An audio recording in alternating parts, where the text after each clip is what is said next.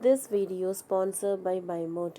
இந்த ஆப்பில் நீங்கள் பர்ச்சேஸ் பண்ணக்கூடிய எல்லா ப்ராடக்ட்டும் உங்களுக்கு ரொம்ப மலிவான விலையிலே கிடைக்குது. இதில் நிறைய ஆஃபர்ஸ் அண்ட் கூப்பன்ஸ் ப்ரொவைட் பண்ணுறாங்க. ஸோ இதோட லிங்க் உங்களுக்கு டிஸ்கிரிப்ஷனில் கொடுக்குறேன், யூஸ் பண்ணி பாருங்கள். பாகிஸ்தானுக்கு இனி ஒரு சொட்டு நீர் கூட போகாது. ஒரே நேரத்தில் 6 மெகா அணைகள், அதிரடி மூடல் இந்தியா. பால்காம் தாக்குதலை தொடர்ந்து பாகிஸ்தானுக்கு பதிலடி கொடுக்கும் வகையில் இந்தியா பல்வேறு நடவடிக்கைகளை எடுத்து வருகிறது.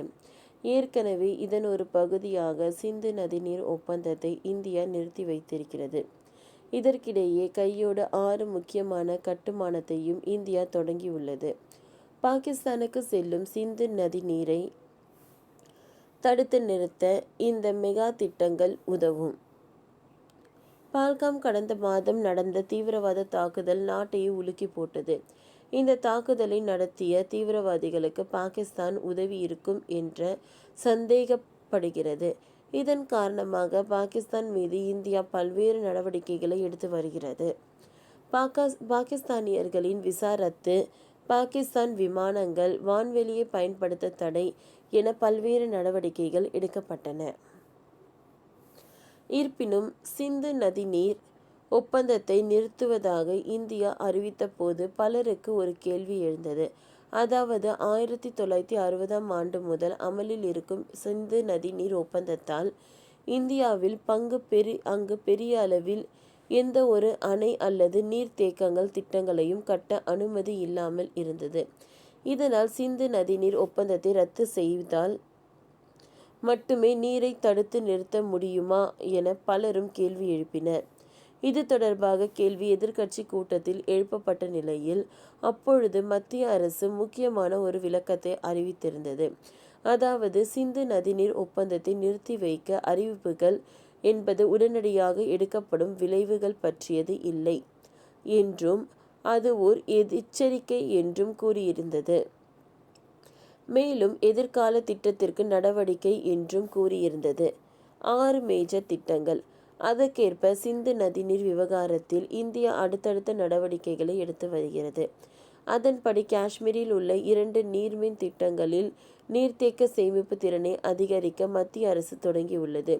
குறிப்பாக கடந்த வாரம் சவால் மற்றும் பாஷியாஷர் அணைகளில் வண்டல்களை அகற்றி நீர் சேமிப்பு திறனை அதிகரிக்கும் நடவடிக்கை தேசிய நீர் மின்சார கழகத்தில் மேற்கொள்ளப்பட்டது.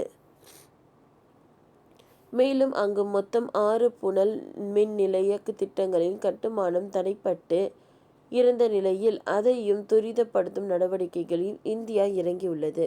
முதற்கட்டமாக சவால்கோட்டில் 1856 மெகாவாட் புனல் நீர் திட்டம், கீர்த்தாய் 1 மற்றும் 1 மூலம் 1320 மெகாவாட் உற்பத்தி செய்யும் புனல் மின் நிலை திட்டம், தூளில் 1000 மெகாவாட் புனல் மின்நிலை திட்டம் ஆகிய திட்டங்களை தொடங்க மத்திய அரசு திட்டமிட்டுள்ளது.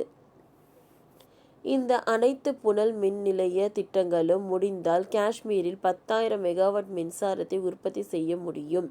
மேலும் நீர்த்தேக்க திறனும் அதிகரிக்கும் என்பதால் பாசனம் மற்றும் வீட்டு உபயோகத்திற்கு அதிக தண்ணீர் கிடைக்கக்கூடும்.